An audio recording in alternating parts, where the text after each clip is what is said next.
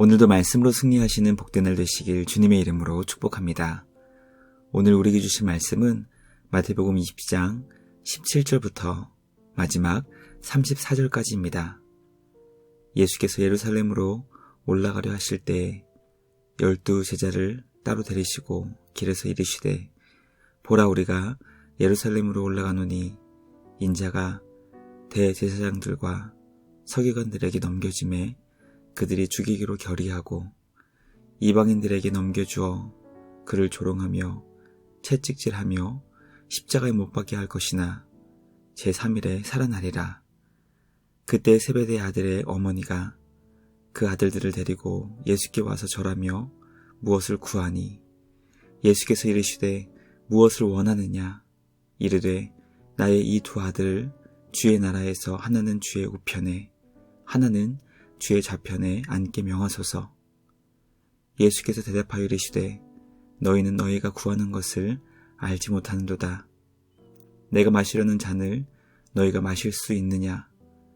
그들이 말하되 할 수 있나이다.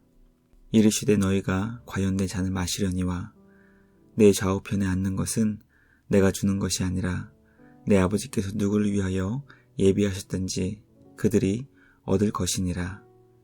10 제자가 듣고 그 두 형제에 대하여 분이 여기거늘 예수께서 제자들을 불러다가 이르시되 이방인의 집권자들이 그들을 임의로 주관하고 그 고관들이 너희에게 권세를 부리는 줄을 너희가 알거니와 너희 중에는 그렇지 않아야 하나니 너희 중에 누구든지 크고자 하는 자는 너희를 섬기는 자가 되고 너희 중에 누구든지 으뜸이 되고자 하는 자는 너희의 종이 되어야 하리라.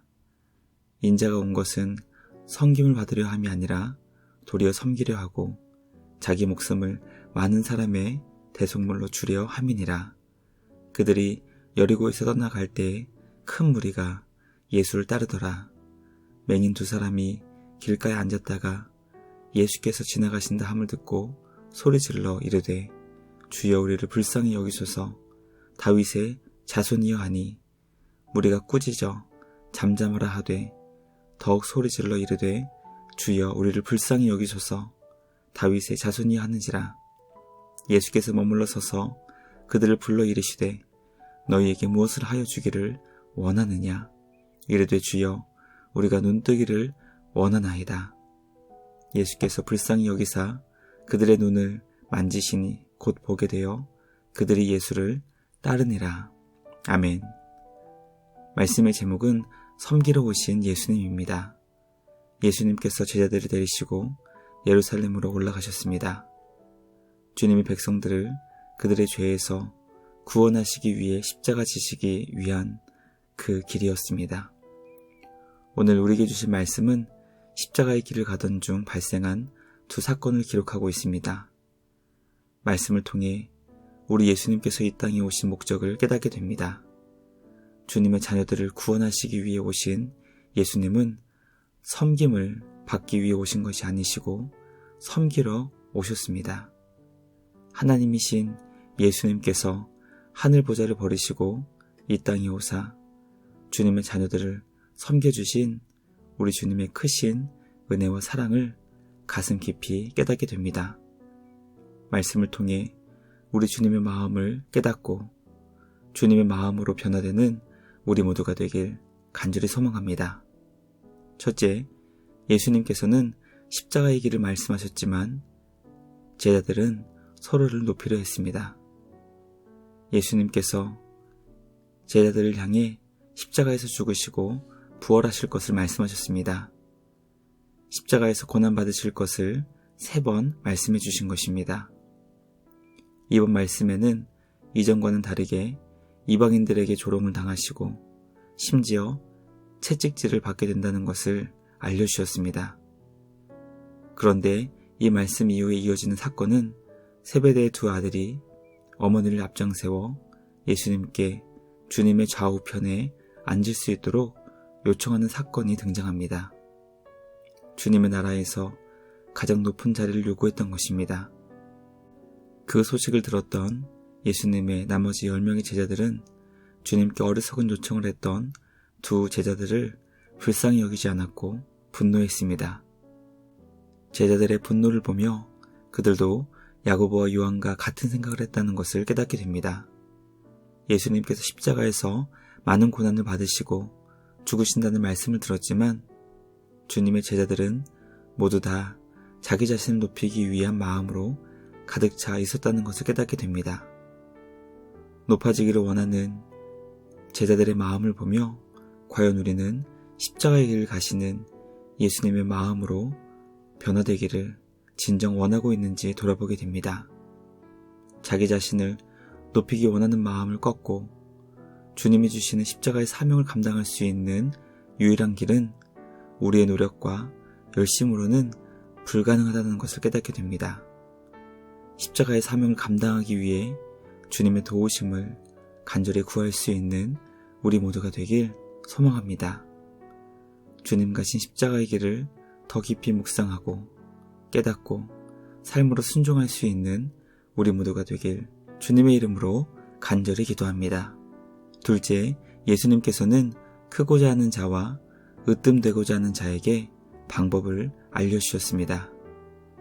복음서를 통해 깨닫게 되는 하나님 나라는 이 세상에서 추구하는 방법과 전혀 다른 정반대의 원리가 작동하는 나라임을 깨닫게 됩니다. 예수님께서는 하나님 나라에서 누구든지 크고자 하는 자는 주님의 백성들을 섬기는 자가 되어야 하고 누구든지 으뜸이 되고자 하는 자는 종이 되어야 한다는 것을 알려주셨습니다. 하나님께서는 우리가 누구를 섬기며 종과 같이 낮아졌는가를 보시기 때문에 하나님께서는 예수님께서 가신 십자가의 길을 가는 자를 크게 보시고 으뜸으로 여겨주신다는 것을 깨닫게 됩니다. 과연 나는 주님 앞에서 큰 자가 되고 싶은지 세상에서 큰 자가 되고 싶은지 묵상하게 됩니다. 만왕의 왕이시며 이 세상 모든 만물을 영원히 다스리시는 주님 눈에 큰 자로 인정받고 세워질 수 있는 우리 모두가 되길 주님의 이름으로 간절히 기도합니다. 마지막 셋째, 예수님께서는 예루살렘을 향해 길을 가실 때 두 시각장애인을 고쳐 주셨습니다.